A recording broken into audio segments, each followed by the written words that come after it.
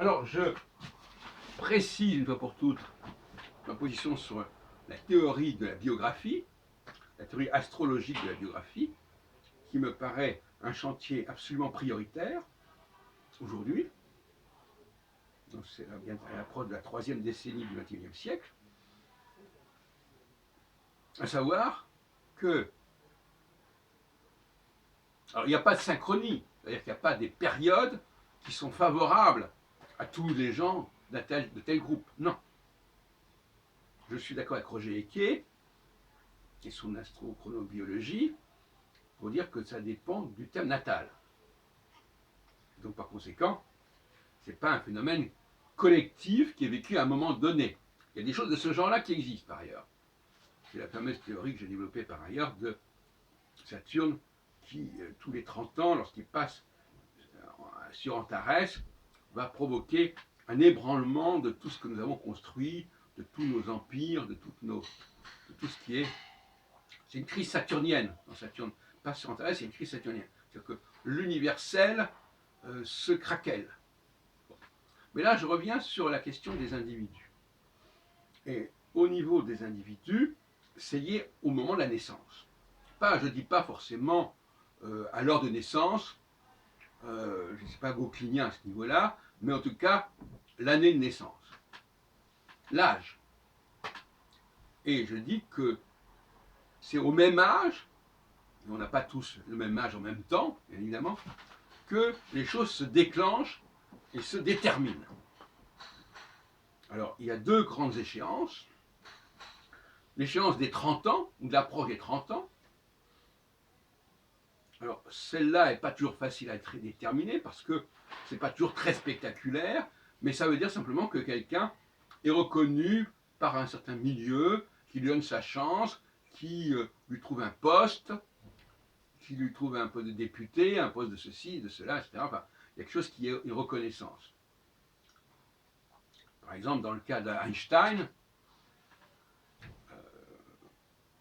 c'est évident que l'approche des 30 ans a été couronnée par une réputation majeure. Dans d'autres domaines, c'est moins flagrant. Dans d'autres domaines, c'est moins flagrant. En revanche, c'est l'échéance de 60 ans, ou l'approche de 60 ans, c'est-à-dire 56, 58, 60, etc., qui va être le couronnement d'une carrière. Alors on pense à des gens comme, dans le domaine de la Ve République, comme Georges Pompidou, président de la République en 69, ou comme Jacques Chirac, président de la République en 1995, par exemple. Tout ça, ce sont des moments qui se passent autour de l'âge de 60 ans. Alors vous me direz, oui, mais il y a des gens qui n'ont pas eu 60 ans ni 30 ans au moment de leur élection. On pense notamment à notre président actuel, Emmanuel Macron, qui allait sur ses 40 ans lorsqu'il a été président de la République. D'abord, président de la République, c'est pas forcément. Ça peut être la conséquence d'un processus qui a déjà été engagé avant. Hein. C'est pas forcément le point de départ. On peut aussi m'objecter, par exemple, que Trump n'a pas été élu président de la République à 60 ans. Il avait déjà près de 70 ans, tout comme son adversaire, Hillary Clinton. Alors, la question des élections n'est pas déterminante à ce point, hein, parce que ça dépend. Il y a des cas où effectivement c'est flagrant, et à ce moment-là, la réussite, l'écart entre le gagnant et le perdant est très fort, et quand cet écart est minime, ça n'est pas significatif. Or, Trump a gagné sur Clinton de très peu de voix, et même pas de voix du tout, puisque en fin de compte, au niveau du nombre de voix, c'est Clinton qui l'avait emporté, mais il y avait le problème des électeurs, des grands électeurs, qui a joué en faveur de Trump.